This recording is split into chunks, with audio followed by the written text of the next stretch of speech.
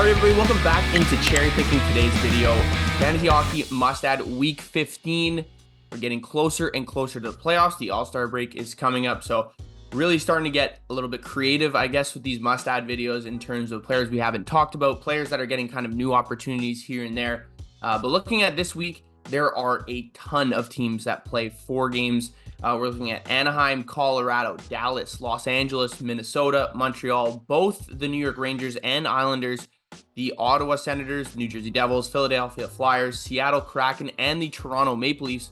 Only 3 teams are playing 2 games this week, so if you're looking for streamers, I would suggest staying away from these 3 teams. Those 3 teams would be Columbus, Pittsburgh, and Winnipeg.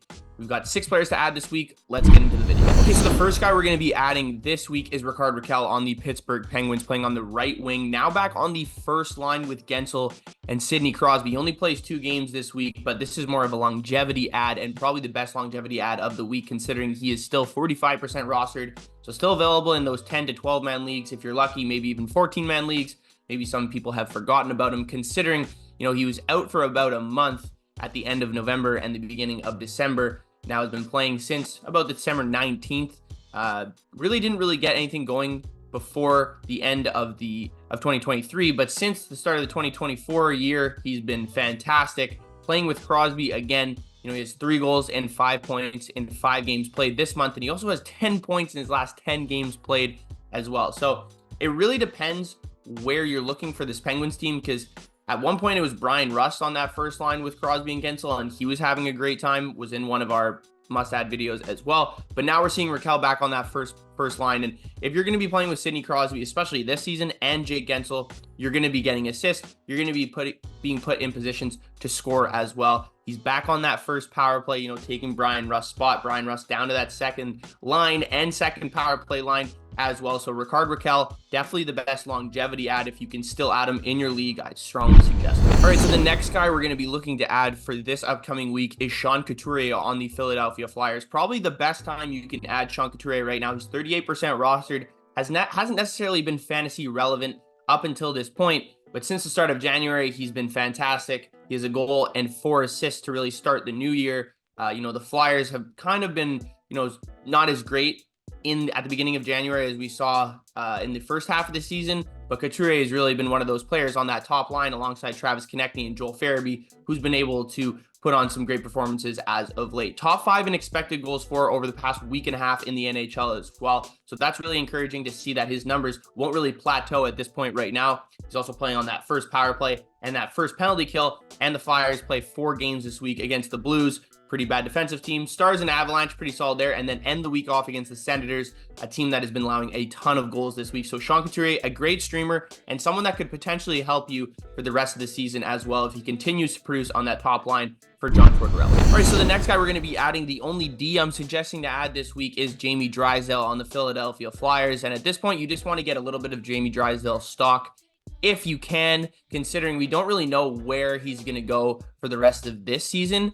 But man, this guy was an elite junior hockey player, played fantastic for the World Juniors, playing for Canada when he did. He's a terrific skater, coming off of an injury, but has still played 11 games so far this year, has a goal and 5 assists to show for it. In his first game with the Flyers against the Montreal Canadiens, ended up notching an assist as well. Pretty much played the entire time in overtime. Seems like this is going to be a guy Tortorella is going to be able to rely on, along with a lot of their other younger D. He is playing on the top pair. He played on the top pair with Travis Sanheim in his first game as a Philadelphia Flyer as well. Also got some time on that second power play unit. Would not be surprised if he ends up on that first power play unit, considering Yegor Zamula is playing on it right now. And I think Jamie Drysdale would be an upgrade on that first power play for the Flyers as well. As I mentioned, recorded an assist against the Montreal Canadiens. This guy has so much upside potential as well, like only 32% rostered at this point. And I know there's a lot of people in a lot of different fantasy hockey leagues are looking to add this guy right now. So be sure to try to add him before it is too late. And if anything, if he doesn't start to produce or he gets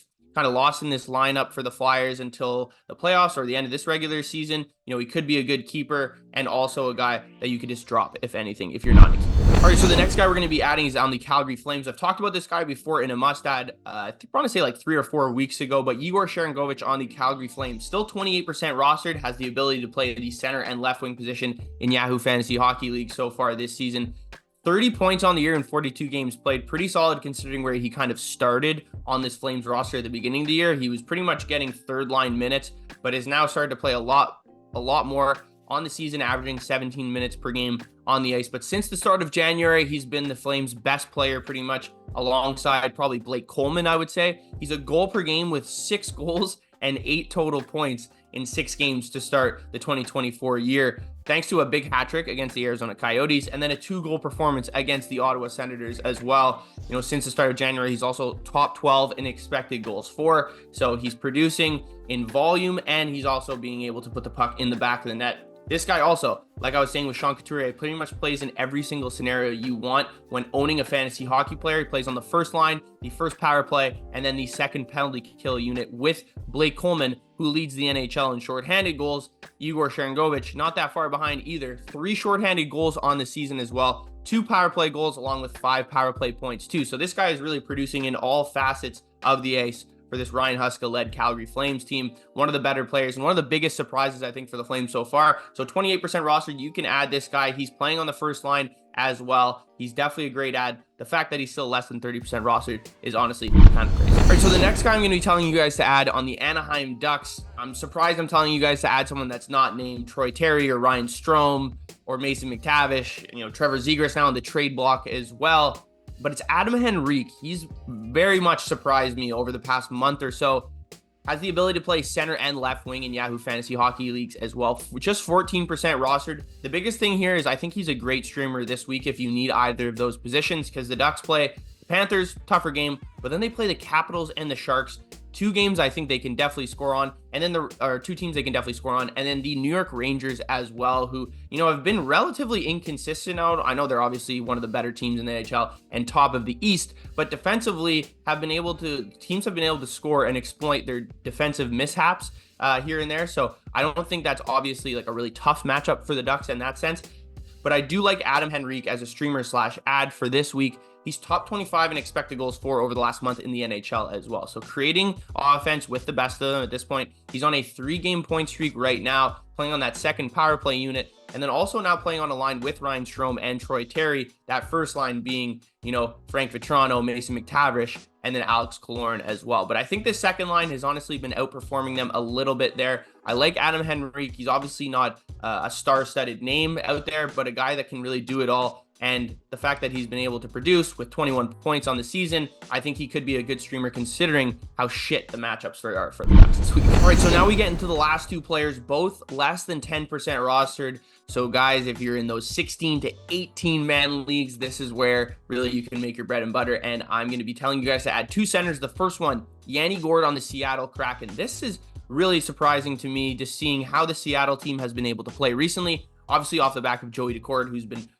honestly the best goalie in the NHL since the start of December. It's pretty hard to really dispute that point at this point, but their offense has actually been relatively surprising as well. They've been able to create a decent amount of offense and score. It's very balanced attack as well. So looking at Yanni Gourde on this third line, I wouldn't even consider it their third line, playing with Oliver Bjorkstrand, Eli Tolvanen.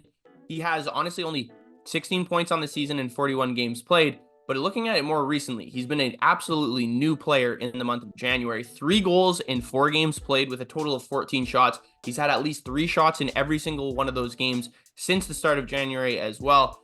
One of the biggest factors here, since the start of the month, he's 11th in the NHL in expected goals for. He's creating more offense than ever before. This is a guy over the past 2 seasons who's had just about 50 points as well. So if he can try to get that sort of like points percentage in the second half of the season, that's definitely a great add and a guy that you can stream this week as well. The Kraken play 4 games. They play the Penguins, the Rangers, the Oilers, and the Leafs.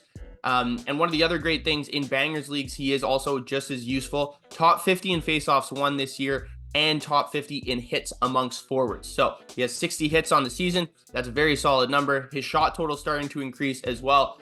Look, I'm not a huge believer in this Seattle offense, but he's scrappy, and if you're in desperate need of a center in a deep league, this is definitely a guy you can consider adding. All right, and the last guy we're going to be adding is actually on the Ottawa Senators, and it's Ridley Greig. 2% rostered right now, but with the news of Josh Norris suffered an upper body injury against the Calgary Flames in one of their more recent games, did like a cartwheel, landed on his head.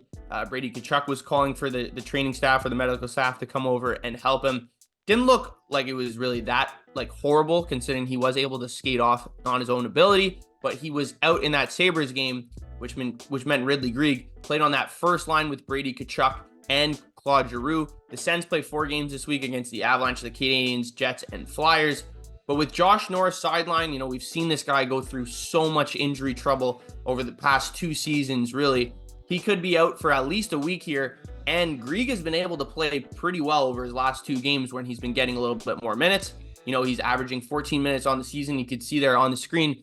But his last 2 games against the Flames, he played 16 minutes. And then against the Sabres, where they lost 5-3, he actually ended up playing 18 minutes on that first line with Giroux and Tkachuk. They had the best expected goals for out of any forward line on the Sens against the Sabres as well. Giroux ended up scoring twice.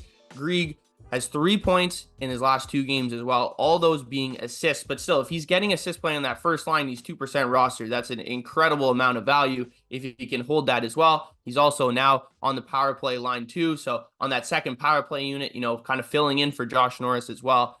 I think this is not a slam dunk ad, but he potentially could be, depending on how bad this Norris injury is and how long he's out for, because I think the Senators are definitely due for some positive regression here. I don't know how many games in a row they can lose. Their offense is still good, which is definitely a thing you want to look at when you're looking at fantasy hockey. Their defensive unit and goalie will continue to be shaky for the rest of the season.